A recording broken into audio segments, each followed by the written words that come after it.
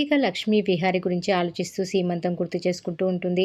గాజులకు రక్తం అంటిందేంటి? ఏమైంది విహారి గారికి? ఆయన ఇంకా నన్ను మర్చిపోలేక తాగుతూనే ఉన్నారు. ఆయనకు ఇలా అవ్వడానికి కారణం నేనే అని బాధపడుతూ ఉంటుంది లక్ష్మి.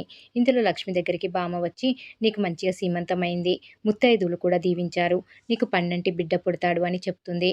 తర్వాత లక్ష్మికి టాబ్లెట్లు వేసుకోమని మందులు తీసుకొస్తుంది. భుజంగ మనిషి శోభ విషపూరితమైన టాబ్లెట్లు ఆ కవర్లో కలిపేసి ఉంటుంది. లక్ష్మికి ఆ విషయం తెలియక టాబ్లెట్లు వేసేస్తుంది. మరోవైపు విహారీ కూడా విపరీతంగా తాగుతూ ఉంటాడు. కనకం నన్ను ఎందుకు మోసం చేసి వెళ్ళిపోయావనుకుంటూ తాగుతూ ఉంటాడు విహారీ.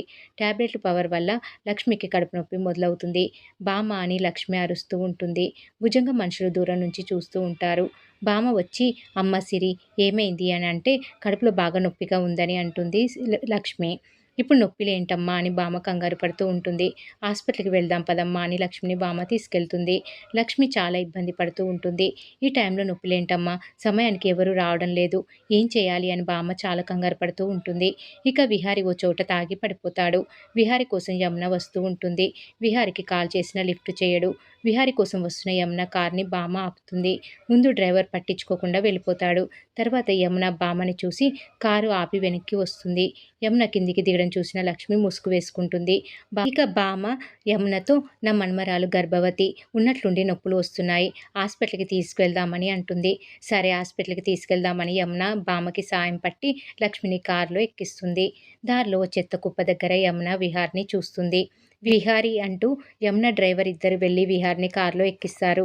ఇలా అయిపోయావేంట్రా అని యమున బాధపడితే డ్రైవర్ యమునతో, సార్ ఎక్కువగా తాగేశారు, ఇలా వదిలేస్తే డీహైడ్రేట్ అయిపోతారు, హాస్పిటల్‌కి తీసుకెళ్దాం అంటాడు డ్రైవర్. యమున సరే అని లక్ష్మి పక్కనే విహార్‌ని కూర్చోబెడుతుంది. విహారీ లక్ష్మి భుజం మీద సోయి లేకుండా పడిపోతాడు.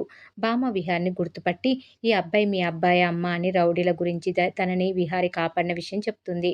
చాలా మంచివాడమ్మా పాపం, ఈ తాగుడు అలవాటేంటో ఈ బాబుకి అని అంటుంది బామ్మ. నా కొడుకు ఒక అమ్మాయిని ప్రేమించాడు. తనే జీవితం అనుకున్న ఆ అమ్మాయి దూరం అయిపోవడంతో ఇలా తాగుడికి బానిస అయిపోయాడు అని ఏడుస్తూ ఉంటుంది యమున. ఇక లక్ష్మి విహార్‌ని చూసి చాలా ఏడుస్తుంది. మనసులో విహారీ గారు, మీ జీవితం ఇలా అయిపోవడానికి కారణం నేనే, నన్ను క్షమించండి అని అనుకుంటూ ఉంటుంది లక్ష్మి. విహారీ చేయి పట్టుకుంటుంది. లక్ష్మి విహారీ ఇద్దరిని హాస్పిటల్‌లోకి చేరుస్తారు.